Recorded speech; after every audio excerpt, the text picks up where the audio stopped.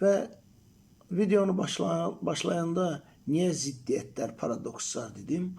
Bu qəfəsin başlanğıcıdır.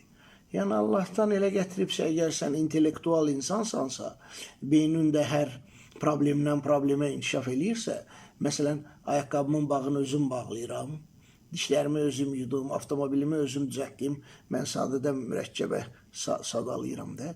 Belə sən bir çox tələbatları özün yerinə yetirə bilərsən, özün ödəyə bilərsən, kimsədən asılı olmadan.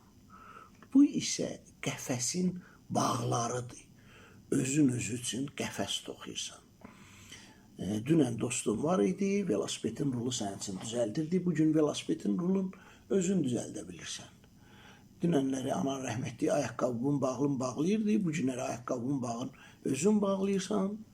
Yəni, məsəl üçün deyirəm, belə bir çox şeyləri sən özün yerinə yetirərək, fərd kimi peşəkarlaşırsan, püxtələşirsən, amma cəmiyyət nöqteyi baxımından özün özü üçün qəfəs toxuyursan. Fərdiliyin ən böyük ziddiyyəti, fərdi uğurun ən böyük ziddiyyəti odur ki, necə deyərlər, kütlədən aralanıb təkliyə qovuşursan. Deyir, zirvəyə qalxanlar bilir ki, zirvədə heç nə yoxdur.